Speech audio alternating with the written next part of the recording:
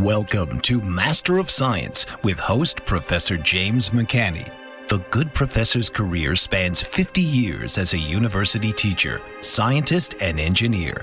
Each week, he will explore the rapidly changing world of science as many long-held theories are crumbling under the weight of new data. He will cover the fields of geology, archaeology, meteorology, oceanography, space science, astronomy, cosmology, biological evolution, virology, energy, mathematics, and more. So please welcome the host of Master of Science, James McCanney.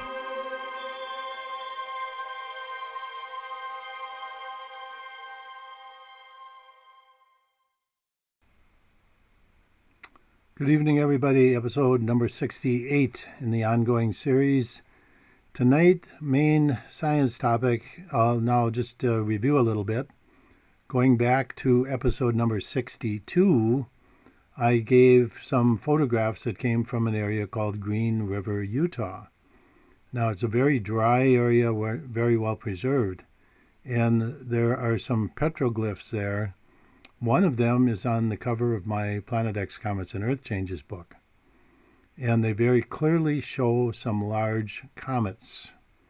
And so whoever drew these went to great effort. Now, they're very high up on a wall, so they must have had some kind of scaffolding to do this. Because it's like on a cliff face, you'll be able to see this. But it's not like somebody just stood up there and drew these. They had to get up away from where anybody could get at them. And so, like I say, they must have had scaffolding. And then underneath, interestingly enough, underneath this rock ledge is an undercut.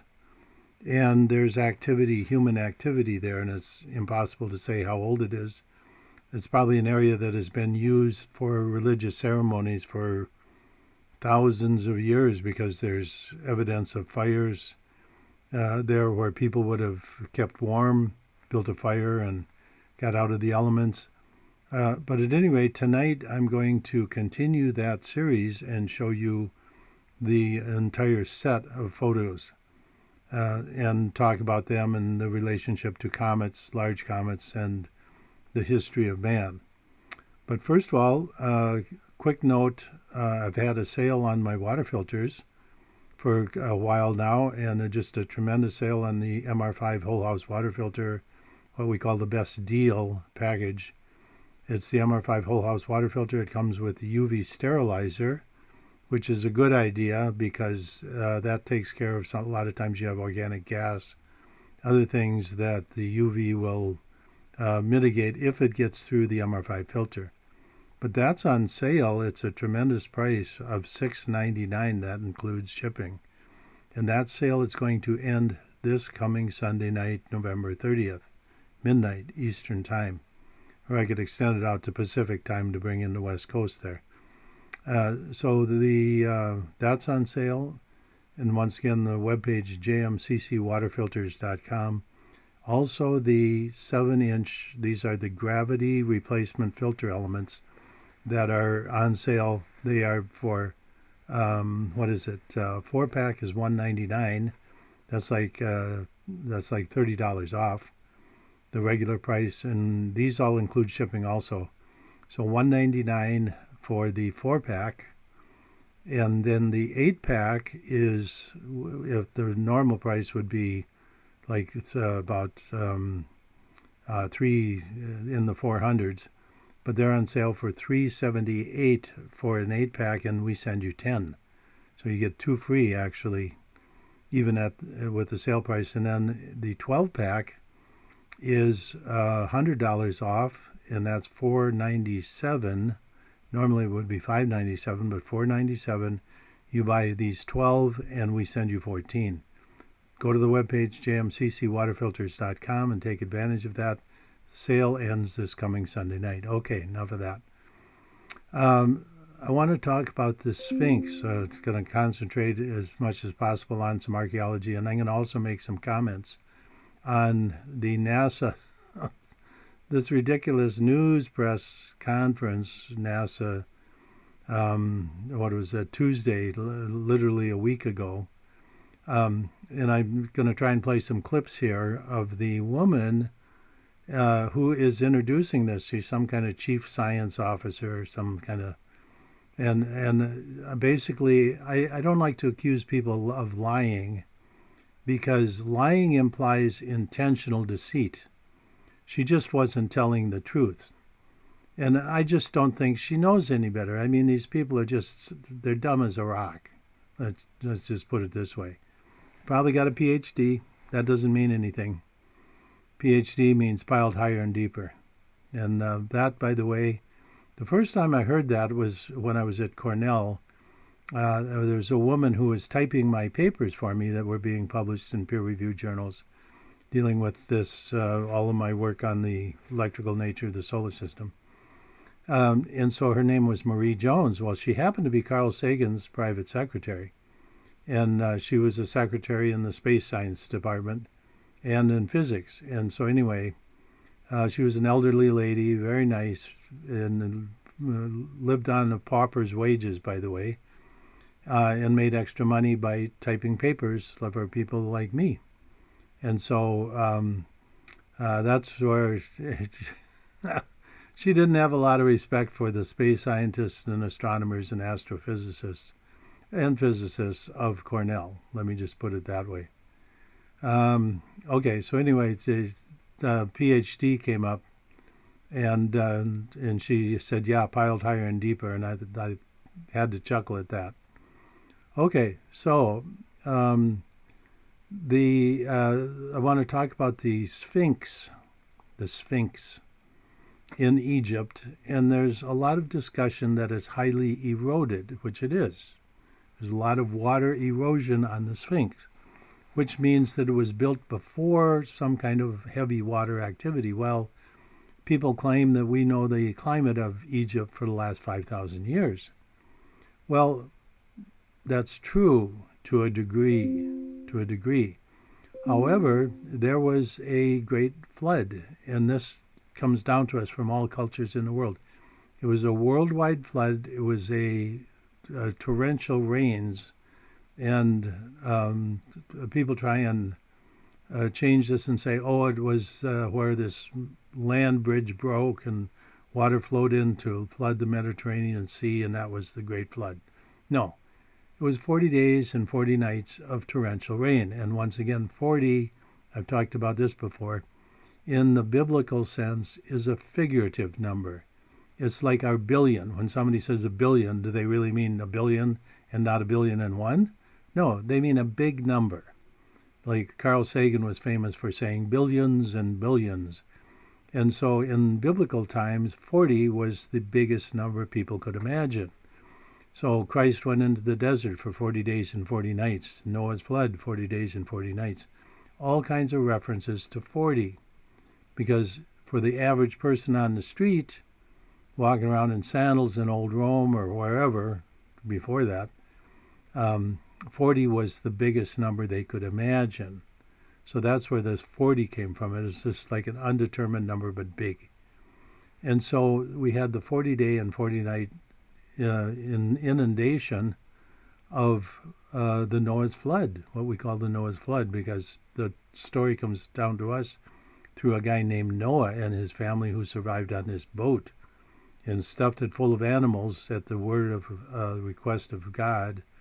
Some people say it took him 600 years to build a boat. Well, I think that's probably not true. It probably took him more like maybe I don't know, I'm not going to make an estimate. But anyway, the Sphinx is definitely eroded. But the thing is, even though Egypt had a dry climate, we had this torrential rain, and that's my point.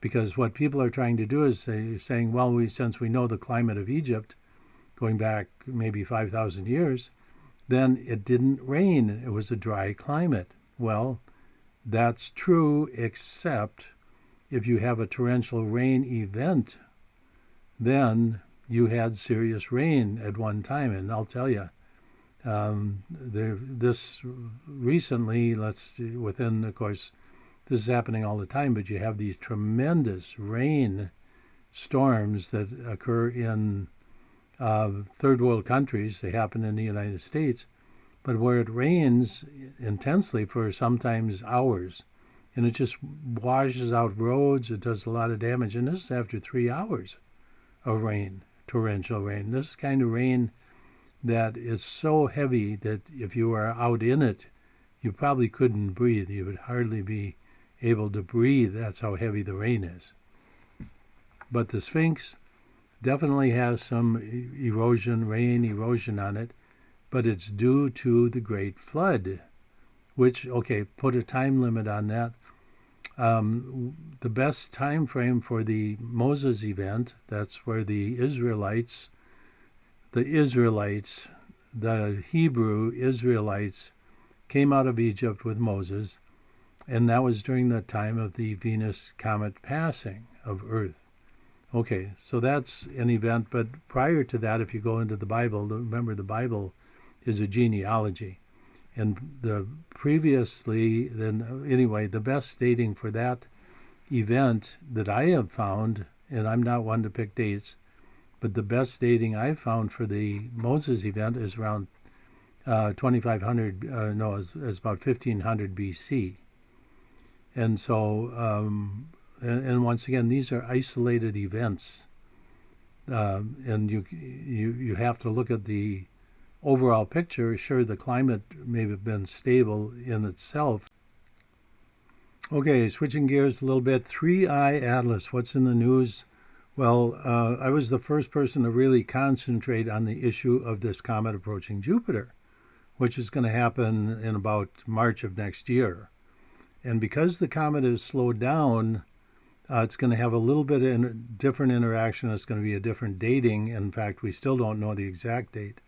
The original date of the beginning of the encounter with Jupiter was March 3rd. That was given the original orbit. But the comet has slowed down due to the tail drag. Okay, and so that makes its interaction with Jupiter a little bit different, but still it's going to interact with Jupiter electrically. And so what I said is this comet will turn into a sulfur dioxide comet, or at least have the presence of sulfur dioxide in the tail. And that's because sulfur dioxide, SO2, is the main chemical species around Jupiter. And so that'll be something that I'm sure NASA will simply not report. They ignored it on the Schumacher-Levy 9. I mean, just imagine, here you imagining something as an ice ball, stuff is coming off the nucleus, and so therefore it depends on what's in the nucleus. The comet comes near Jupiter. All of a sudden the comets, one by one, as they enter into this region around Jupiter, all of a sudden they transform into sulfur dioxide comets. Isn't that special? Well, and of course, the Russians, who I'd been working with at that time, it was like 1994, they said that's absolute proof that the tail material is coming from the environment. It's coming into the nucleus from the environment. I mean, what more proof do you need? In fact, that's the cover of my book, Comets, has a picture of Schumacher-Levy 9, the 21 pieces, all sulfur dioxide comets, and a few hours earlier they were water comets, because water, hydrogen, and oxygen are primary chemical species in the broader solar system. But around Jupiter, you have this concentration of sulfur dioxide. So anyway, that's probably the biggest thing, plus electrical discharges along with not only Jupiter, but possibly the moons, the major moons, the Galilean moons, the 4 moons of Jupiter. So anyway, okay. But now the spaceship frenzy is more advanced than ever. In fact, it's very clear that this is a dog and pony show, a very well orchestrated one, where NASA came out last Tuesday with their news release where they were going to unleash all of this photographic data on the comets. They showed 4 pictures, like some of them were just little dots on a picture frame. And then other ones were like a smudge and no movement. We know they have high definition video. This is a frame, boom, boom, boom, in succession, making a video showing this comet and its activity. And this woman gets on. I was talking about this. Like I say, I don't accuse people of lying, but I would certainly accuse her of being stupid and not knowing the truth. And she says all of NASA data is immediately deposited on the websites and open for all, this openness, and everybody gets to see the data. What a bunch of crap. I mean, NASA has never released data. We, back in the Hale-Bopp days, we caught them with contracts, military contracts, using the Hubble Space Telescope to take literal movies of Hale-Bopp. Yet, that was not released to the public ever. At any rate, so you have the three-ring circuit. You have the Avi Loeb, it's a spaceship crew, and they got actually fueled by the NASA announcement and the lack of photos and the lack of candor that NASA showed in releasing their so-called data, 4 photographs that would look like a smudge on a piece of paper. My goodness. But this lady goes, well, you know, and it's a total contradiction. She says, from the beginning, NASA has had all of this equipment monitoring it constantly, and they show 4 photographs that are blurry and out of focus. And then the end guy goes, when all the data comes in, they keep claiming that it hasn't been downloaded yet. Well, that's absurd.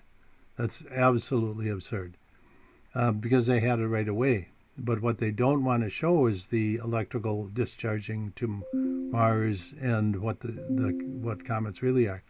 This woman starts out by saying, "Oh, comets are little ice balls, little snowballs." I forget the term. She can take a look at it here. But she goes, "Comets are just little snowballs, ice balls," and oh my goodness. There again, the ruse that they're promoting here, this is just fake information, fake science. And then the last guy goes, well, all of the photos will come through NASA scientists and be examined and altered and everything. And that's what they're doing, whether he said it or not, they're altering data. And anything that gets released to the public will be thoroughly washed and cleansed before anybody gets to see it, let alone you, the public, who's paying for all this nonsense. So at any rate, a little bit of an update on Comet 3I Atlas. Okay, now I'm going to show you some clips from the NASA news release. This is from a week ago. That would have been the 18th of November, and just to show you how absurd and the contradictions in what they even say. Like I say, the woman claims that they released all of the data, all of it. We're so open, and then they claim that they've been taking data since the inception of the discovery in July with all of this instrumentation, and they have 4 photos that are out of focus. Okay, so just watch the BS here. So I'm going to play some clips for posterity out of the NASA news release. But 3I Atlas is a comet. So my colleagues from the Science Mission Directorate will go through the images in detail, but just to give you a peek, here's one of the images from the closest physical instrument we had to the comet, from the HiRISE instrument on our Mars Reconnaissance Orbiter, taken on October 2nd as the comet sailed by at a distance of 19 million miles from the instrument. You can see that Comet 3I Atlas looks like a fuzzy white ball. That ball is a cloud of dust and ice called the coma, which is shed by the comet as it continues its trajectory towards the sun. I'll leave it to my esteemed colleagues to share further details, and I'd like to introduce you to the head of NASA Science, Nikki Fox. Thank you so much. It is such a rare opportunity for us to be able to observe this interstellar comet. And NASA Science has been given this really, really exciting opportunity to do it, and literally from the moment of its discovery. Just like Amit said, comets are tiny cosmic snowballs. And by studying them, we can learn about the environment from, basically where they formed, where they came from. This one came from a different environment from our own, and so we're already starting to see some really interesting differences to comets from our own solar system. 3I Atlas, as you heard, is the third known interstellar object to pass through our solar system, the first one being identified in 2017.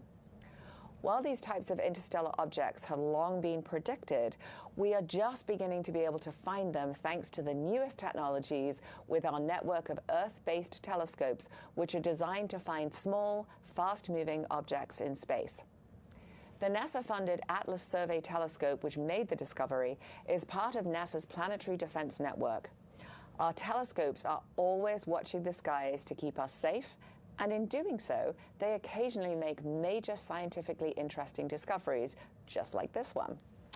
Right away, of course, NASA's Planetary Defense Coordination Office they studied it, and they established that 3I Atlas is not a danger to Earth.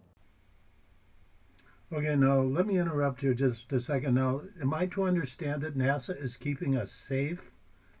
Do they have spaceships going out to blow up interstellar comets now, and they have the NASA World Defense?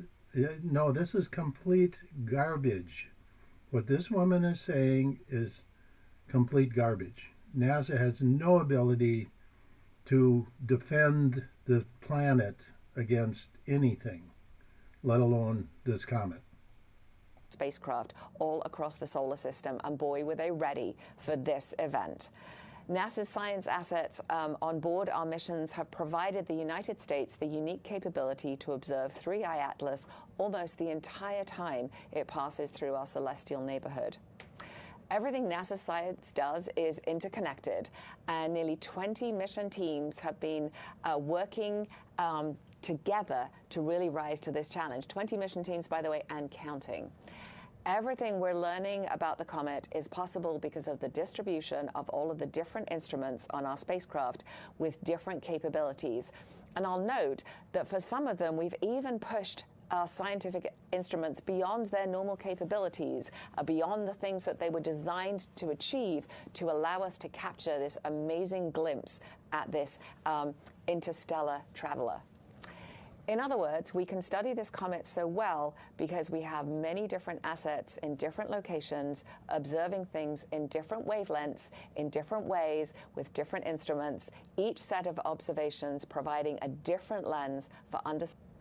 So NASA's science team has kept watch on 3I Atlas for nearly its entire journey through the solar system for the first time ever. So I'll just quickly go through the timeline of which NASA spacecraft have observed the comet thus far, and we're still going. There will be more opportunities to observe this comet as it continues its journey through the solar system, passing the orbit of Jupiter in spring of 2026. So the NASA assets that are gathering observations of 3I Atlas include Hubble, the James Webb Space Telescope, TESS, SWIFT, SphereX, Perseverance Mars Rover, Mars Reconnaissance Orbiter, MAVEN, Europa Clipper, Lucy, Psyche, personal favorite, Parker Solar Probe, Punch, Stereo, and ESA, NASA's SOHO mission. And I'll note that Parker Solar Probe's data were just downloaded yesterday, and indeed, we did catch several glimpses of this amazing comet. The scientific community is hard at work analyzing these images, and everyone, as always, is welcome to take a look. At NASA, we embrace open science. We make all of our data available to the public 24/7, and we invite, in fact, we really want you to tell us what you're observing and what you think about what we're looking at. We're still learning even about what questions we still need to ask, and this, of course, is the scientific process in action. All the data go to a public archive. We get those images as soon as we're able to from all of our eyes in space. Okay, I'm going to end this charade here, but this woman is completely off her rocker. Now, I've been around NASA for 50 years. They hide data. They believe it only belongs to them, only belongs to their principal investigators. And the guy at the very end talks about how it'll be filtered through their scientists and published in peer-reviewed journals. None of what she's saying is true. It's complete garbage. NASA does not release, so far they have, in this public release, which was supposed to be, it was advertised for a week, and how, they're going to release all of this information. They had 4 photographs, the most recent one being from October. This is so absurd. This is so absurd. So a month-old photo, and then from the Hubble Space Telescope from July. This is what they show on TV. This woman is off her rocker. And all she's doing, she's just spouting the party line, complete garbage. And even to date, as of this recording, they have not released anything. Let me tell you what they have. They have high resolution video in infrared, in visible, in X-rays, in ultraviolet. They have spectrometer data. They have radio telescope data. She named off 20 instruments that were all taking data, and they come up with 4 fuzzy old photographs to present. This is such an insult to the American public. NASA should be shut down. They were never a viable space agency. They never really were a space agency. They're part of the Intel agency network, 3-letter agencies in Washington. This is so pathetic. This is, all I can say is complete garbage. Okay, I'm going to get back to my main show, but I just wanted to show you what NASA presented to the public, a complete insult to your intelligence. So anyway, now you have Avi Loeb claiming it's a spacecraft, and he's fueled the fact that NASA really didn't release any data. They're holding it back. Just fueled Avi Loeb. And that's part of the dog and pony show. Very well crafted, will fool most people. And so NASA, then you've got NASA, that's pole 2 of the misinformation campaign. So NASA is saying, oh no, it's definitely a comet. We're standard science. We know, we're top physicists, etc. Don't listen to those other people over there. And then you've got the internet, the entourage. Oh my goodness. Dozens, hundreds of YouTube channels making every kind of claim imaginable. I saw one where they're claiming it's made of solid nickel. Well, what are we going to do? They just outlawed coins. What are we going to use nickel for? It's not a highly used substance. It can have uses, etc. But is somebody going to go out and mine it and bring it back to Earth? But the point is, it's pure speculation. It's absolute pure speculation. There's no real data that has any information on the composition of the nucleus. It's simply not there. And so you've got this 3-ring circus that the public is subjected to. And once again, this show is being shadow banned. I mean, this show should have 500,000 views every week. But, you have the nutcases out there, the wannabes that have no scientific background, talking just scientific trash, getting 500,000 views after 6 hours. So they're pushing these, and so these are AI generated, a lot of them, and under the table supported. But this is part of the dog and pony show, and the public is the loser. Once again, NASA, never a straight answer. Okay. Let me look here. Oh, here's a story. I picked this up on, and it's very important. There's a place called the Aral Sea, A-R-A-L. It's in Russia, northern Russia. I think is by Kazakhstan. And it was the largest inland sea, I believe, on Earth. Anyway, it was very big. basically the size of, what state did they say? I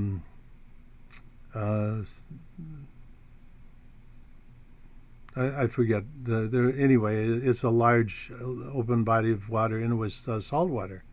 So it was an inland sea, basically. And so it was fed by water, fresh water coming from the mountains. And of course, Russia took these two rivers that were feeding it from like runoff, winter runoff from the mountains. They diverted these rivers to grow cotton. They flooded a big area, and it was good production area for cotton. So anyway, the end result is this lake dried up, this ocean, this inland sea, and became a totally devastated area. But you can check this out. The Killing of the Aral Sea. It's a YouTube video. And I don't have the exact address here, but you can just look it up. The ARAL is the name, Aral Sea, The Killing of the Aral Sea. Okay, I'm going to talk a little bit about the upcoming disclosure movement. And, I mean, here again, there's literally a PSYOP with very organized disinformation. There's a video that just came out, or a documentary, that's supposedly covering it, and that it is supposedly so convincing. They're trying to get President Trump to go up on a podium and say that, we are not alone, there's proof of aliens. Well, it's all circumstantial evidence. It's these things flying around on radar. I mean, who knows? It all could be faked. Where pilots supposedly see things flying around. Well, all of that is circumstantial evidence. But they want to get Trump to stand up on a podium and declare that there are aliens. And of course, the whole purpose of that is to bring about the New World Order. Just as Wernher von Braun predicted, that this is that's the final stage in the unification of the one world government. So all governments are under this one, and they're very much in need of doing this because the world situation politically, let's just put it this way, the hometown team, the intel communities are not doing very well.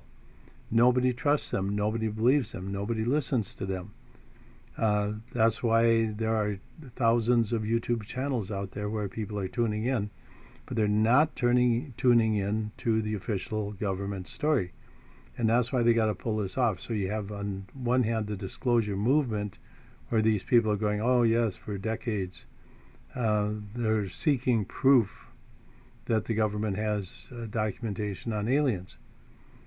But the end result is that, and somebody made this clear too, and I made this clear a number of times, that if they do release something, it's going to be basically a false flag. It's going to be made up information. So they're not going to give out real information, but they're going to try and protect the public. And so whether there is or isn't an alien presence is not the question. It's that they're not going to release real information. They're going to create a PSYOPs, which is already going on. That's what the Avi Loeb is the front man for this, comet being an alien spacecraft. And the time frame, I read off on the other day, I was on a show, and I read off the dates of the prime numbers, the prime number dates that exist towards the end of the year this year. And those dates, they always do things on prime number dates. And that's because they believe they're sacred devil numbers, basically without any pattern. That's why they were so angry at me when I solved the mystery of the prime numbers on how to directly calculate prime numbers, because it resolved the issues regarding prime numbers in a mathematical sense. Okay, so now we're going to go through this series of slides and do a little commentary on each one. Okay, this is there are two areas, the one we're seeing here, and then farther down to the left, facing this rock wall, this cliff, Now, these have been here for thousands of years, so this is a very, very dry area. And it appears to be a survival area because right below what you can see here, the bottom of the picture, there's a cavern where it would be a good place to be if there were big boulders or meteorites or debris from a passing comet coming in. It would be a good place, like a survival place, literally. And whoever painted these was very much expressing, you can see the two comets, the very long comets here, and then you see this shaman-looking guy with a snake above. We'll get some close views of this. And then the little monkey guy here next to him. But anyway, let's zoom in here. This is a look at the distance and these cliffs where this petroglyph has been here for literally thousands of years. Okay, okay, here we go. Another view, and now you can see the cavern underneath, which is just about high enough to sit in. It's about high enough to sit down, and there are remnants of fires in here. So somebody has been using this maybe just as a camp area, as a place to come, as a religious ceremony area maybe, or something. But you can also see that whoever painted these had to be up on some kind of scaffolding, because there's a little bit of a ledge there, but it's not something you could use to reach up to paint these petroglyphs. And they're very well done, very detailed, in spite of the fact that they were done with very primitive tools. Okay, here's another view looking at it direct, and so we're going to zoom in here. Okay, now remember, this is on the cover of my Planet X Comets and Earth Changes book.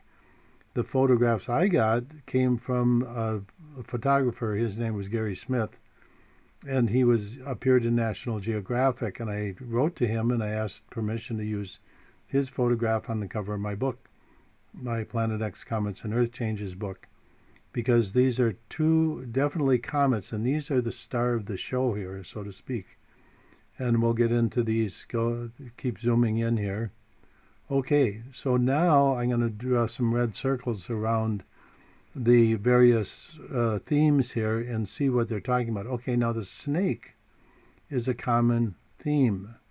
And what does that represent? Well, you've got the comet on the left, you've got the comet on the right, you've got the shaman, and then there's a snake above his head. Now, it's not attached to him. In some of the other ones, it'll be attached to him in his hand. And also, you're going to see here that they were talking about 5 fingers. So if this were an alien, they might not have 5 fingers, but it's very interesting to note they have 5 fingers, and the snake represents electrical discharges. This was their way of demonstrating something shooting across the sky in a snake-like fashion, irregular, and up above the snake's head is this circle. And that would have been my estimation, my analysis says that is the planet Mars. And if you look at the cover or my logo, I actually have a drawing like this where the comet is discharging to a planet, and you can see the auroras around the planet, and it looks like this, like an electrical discharge connecting with the planet, and the lighting around the planet is the auroras, the very visible from a vantage point of Earth. And at that time, according to at least Velikovsky, Mars was much closer to Earth. And there's evidence for that in a lot of the historical writings, that Mars was a blue planet and that it was much, in its orbit, it came much closer to Earth. And that changed when Venus came through the solar system. Okay, on to the next slide. Okay, so now let's look at this little guy. Kind of strange. I mean, he looks like, I guess, like a goat, but he's got fingers, and so, I mean, he's got a tail, and so this is some kind of figurative, but the expression he's looking at the comets and his arms are outstretched, meaning big. And even a little kid would recognize that symbolically as being big. So these comets are big. These are the big old comets that we have not seen in the solar system, and that's why NASA gets away with, oh, they're just little teeny ice balls. Don't think anything of those comets up there. And that's the NASA lie. That's the NASA lie. And it's propagated in spite of the fact that the head of NASA Science in 2018 got up on a podium after the European Space Agency landed on the nucleus of a comet, 67P, and no ice, no water, no snow. It was like organic compounds, like organic sand, and nothing coming off the nucleus to form the tail. And the tail was there. And they measured, and I asked one of the chief scientists on that mission, I said, what was the closest you detected water, H2O, to the comet nucleus? And they said it was about 10 kilometers away. That was the closest they detected water to the nucleus. Okay, so this little guy is expressing big.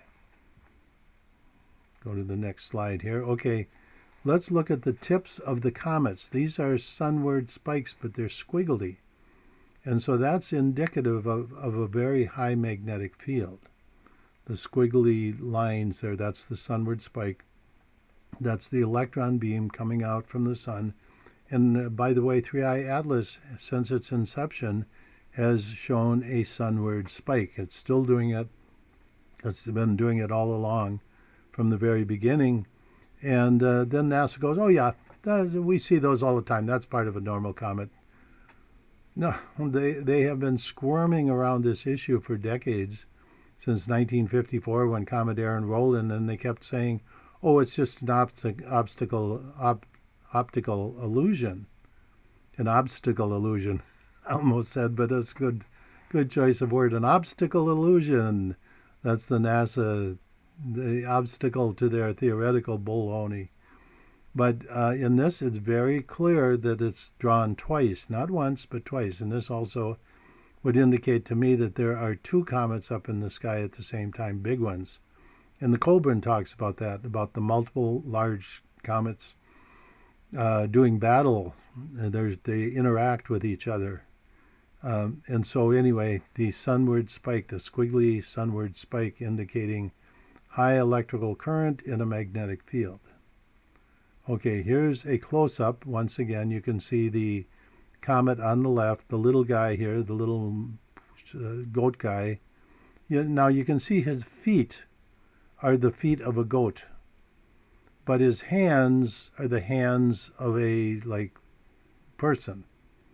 So that's a very interesting combination. I'm not sure, but I would say very definitely with the horns, with the look of the face, with the look of the hoofs, the little tail, that's a goat, but with hands of a human. Interesting. Okay, but looking at the comet, you can see that the comet looks very much like a large comet, but notice here that there's no nucleus drawn. When we look at the one on the right-hand side, we're going to see the nucleus, and the nucleus is big.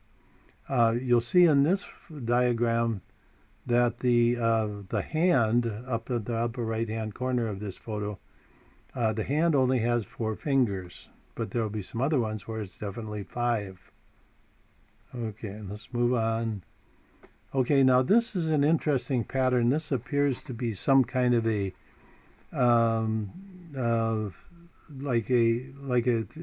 you would think of the in the Old West, the Native Americans, the Aboriginal people of the United States had they were like little bones, and they were sewn together, and this is the type of pattern that they had. So this appears to be the dress of a shaman, a robe, so to speak, and with the bone structure that is typical of the American Southwest. Now this is interesting because the feet look like, well, it's hard to say. Are those hoofs? Are those boots? Are they moccasins? Exactly what are we looking at here? But it's not very clear. Okay, now we're looking at the sunward spike on the right-hand one. And by the way, now you get a good view of the snake that's above the shaman's head here, and then what I considered the planet Mars. So it's electrical discharges flying across outer space, and they're talking, this is all definitely outer space. The electrical discharge, which is the snake flying across to Mars, which I believe is Mars. And then the circle around the sunward spike, the squiggly sunward spike. But look at this. You see the nucleus very well defined. It's drawn there specifically. Now, let's make an estimate of the size of this nucleus. A typical large comet would be maybe 100,000 miles across. So we're talking about something Jupiter size here, big enough to fill up that whole coma. Something that is a comet with a nucleus that is Jupiter size. Now, all of this relates back to Comet 3I Atlas, by the way, which is turning out to be much bigger than the NASA estimate of a couple thousand feet across up to a couple miles. I just love the way they make those numbers, a factor of 10 off. And measuring a comet nucleus is very easy with radio telescopes. You send out a beam, a pulse, and you can measure very specifically the size of the nucleus. And they, of course, have done that, but they're hiding the data. Okay, so let's move along here. Okay, now this is interesting on both comets. The structure here is, in fact, look at my photograph right here, there. You can almost lay this right on top of the picture of this comet and see the electric field lines. And they end, the side ones end there, and the bigger ones keep going back. Okay, so that's a view without the arrows and the circle in there of the right side large comet. Okay, now this is interesting. At the base of the comets, they kind of like continue and kind of fan out. So there's some kind of fanning effect. And here's what goes on. It's very interesting, is that the tail material is coming in towards the nucleus, but the electron beam does not stop at the nucleus. It keeps going. Once again, you can see it in this diagram here. You can see that the electron beam keeps going out. And it interacts with the nucleus. It builds up pressure around the nucleus. Electrical pressure, you might call it, which creates an electrical charge, a negative charge on the nucleus. But the electron beam does not stop. It just keeps going because it's part of the overall electrical discharge. And so what happens is, because you have that electron beam there, way out there, the ions come in to it. And so that gives you some structure. A lot of times you'll see this. You'll see tail-like material coming into that center part where the electron beam is. And that's because it's negatively charged. It's a stream of electrons. And so it's attracting tail material, ionized tail material, out in that far region of the tail. So you get this structure out and they're showing it here. They're showing it on both comets. So this is not a mistake. This is not some kind of error or drawing. It was intentional.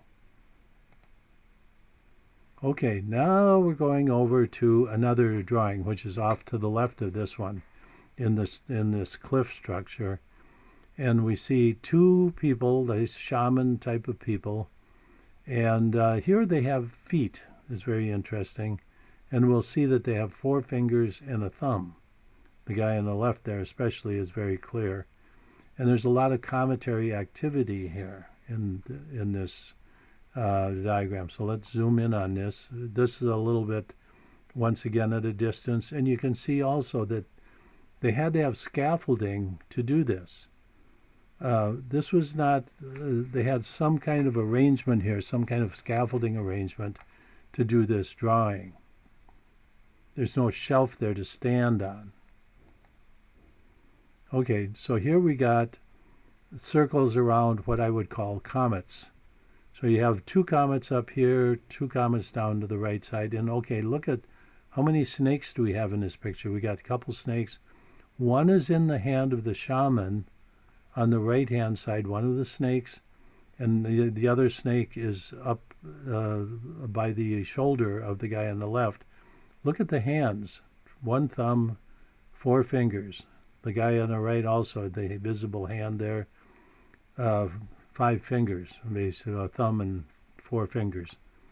But look at the comet structures here, and the ones down in the middle, kind of at the bottom, all have electrical discharges and tails, and you can see this a glowing part. That's the representation of the comet region, which is typically a halo, a Debye shielding halo. Okay, so let's just take a look at those. And at the very top, there's 1, 2, 3, 4 circles there at the very top. And those almost look like they could be a spaceship or something. Or comets. It's hard to say, but they're a different shape, a different format. They have this little hump up above, and then below 2 winged-like characters, and with stuff coming out the side. And it's not a typical comet shape, but there's 4 of them. That's a very interesting. So what are they trying to depict there? Okay, so here I've got the circles around the snakes. And once again, these are illustrating electrical discharges. On the right-hand side here, you've got the major shaman with a snake in his hand. So he's tossing it, and that goes back to, I've got a great picture on the cover of my book, The Real History of Planet X, and a great rendition of a sunward spike or of electrical discharges, and that's the mythology that Zeus is throwing lightning bolts across the sky. I mean, and of course NASA denies, that's just ancient mythology. No, this is what the ancients saw, these large comets. Okay, and here we go. Now I circled the hands. Notice the hand, 4 fingers and a thumb, the guy on the left, and then 5 not so well-drawn thumb, but it's definitely 5 fingers on the guy on the right-hand side, his free hand, and the other hands are not visible. One guy's got a snake in his hand, in his left hand, and then the right hand of the guy on the left is not visible anymore. It's very distorted. Okay, now this is interesting. Oops, let me go back. I'm sorry, I jumped ahead too quickly. Okay, there we go. This guy has like antennas coming out of his head with birds flying around it. What the heck is that? And then there's a bird just right to the lower left of the red circle. You see another bird coming in. And so his headset is attracting birds, and they're flying around his headset. There's like a radio antenna that's attracting birds during this comet event that's going on here. Okay, now this is interesting. The spiral appears in many primitive scenes and petroglyphs, etc. And it's also commonly found in the Nazca lines, for example, and in other antennas, fractal antennas around the world, that as part of my other work dealing with the Nazca lines being fractal antennas. Anyway, that's interesting to see the spiral there on his uniform, the guy on the right-hand side. Okay, so here's a close-up of the antennas with the birds. Now, I would say, you could think, could they be bees? No, they're not bees. Definitely birds, and then there's another bird coming in from the side, but they're very definitely birds flying around this guy's antennas. Okay, boys and girls. Okay, now here's 1, 2, 3, 4, 5, 6, 7. These look like comets, and so there's smaller comets, and they're just in a row. So why they definitely have tails? They definitely have the sunward spike. They have branching sunward activity, which has been seen, by the way, in Comet 3I Atlas. So we're relating these ancient petroglyphs to 3I Atlas. Very interesting. Okay, here's a picture without the red circle so you can get a clear view of it. But do you see on the top side the sunward spike, how they split? Like I say, that has been observed with Comet 3I Atlas.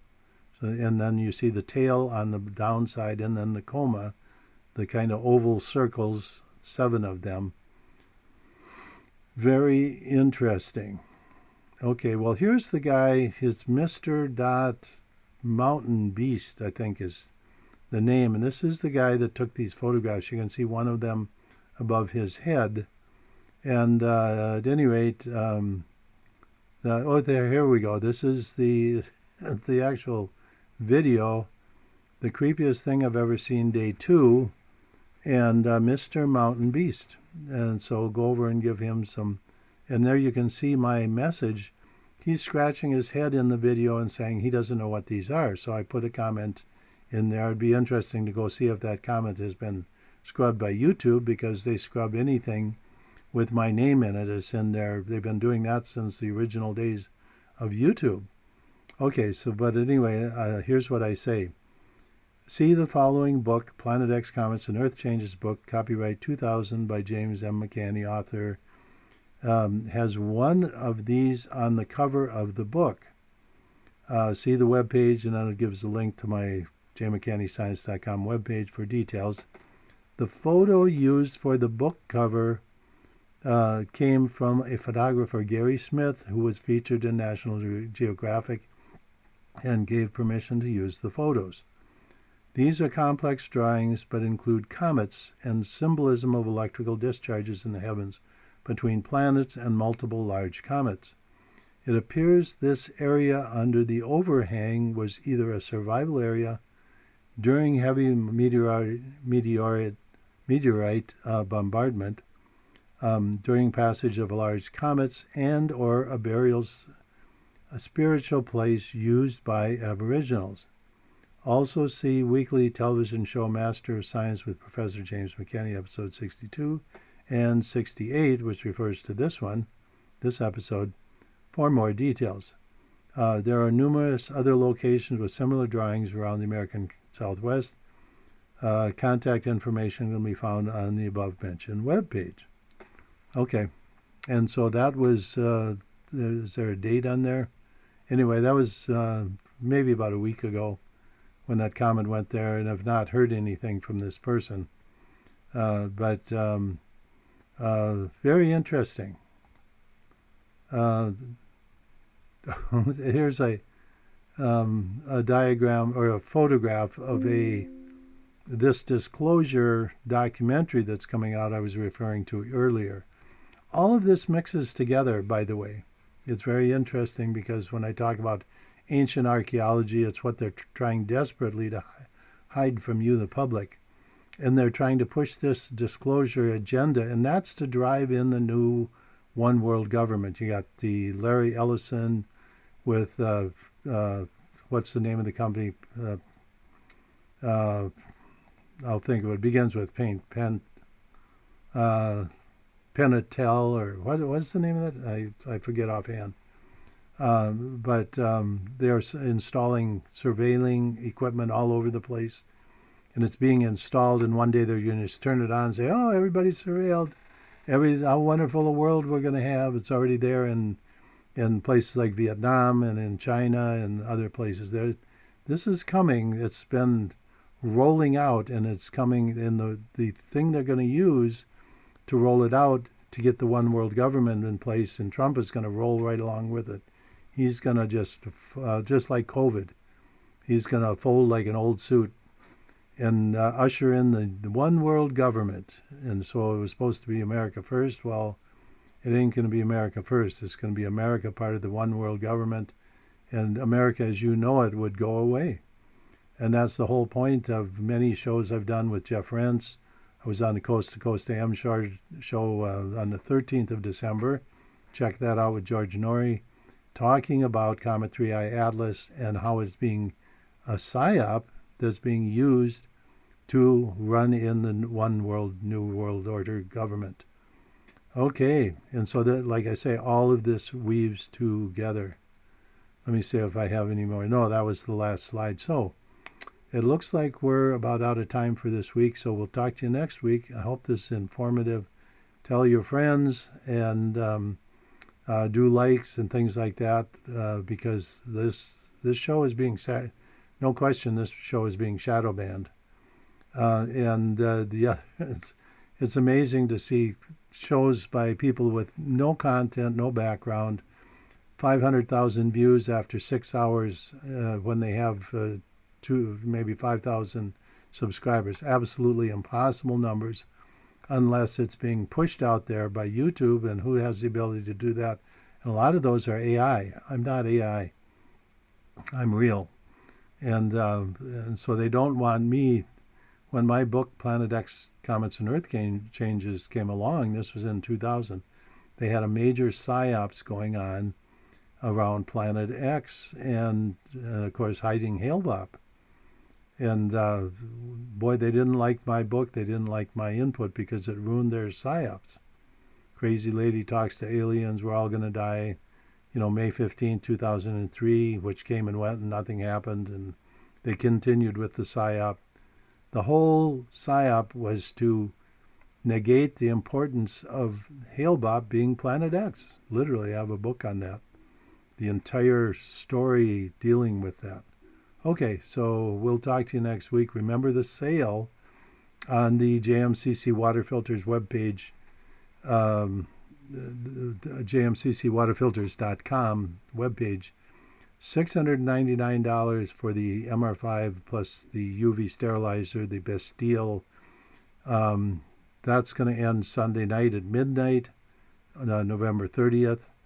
And then also the sale on the 7-inch gravity water filter elements, replacement filter elements for fits any of the gravity water filters out there in the market. They're all the same. They have a 13 millimeter hole. And this fits any of the smaller travel versions, everything. $199 for a 4-pack, $378 for an 8-pack, and we send you 10, and $497, $100 off for a 12-pack, and we send you 14 and all free shipping. That's, once again, the jmccwaterfilters.com webpage. So we'll talk to you next week. This has been Master of Science with host James McCanny. Join us each week as James will delve into historical figures such as Nikola Tesla, Albert Einstein, and the great mathematicians as we explore the history of man, Earth, and our universe as you've never seen it before. Tuesdays, 7 p.m. Eastern,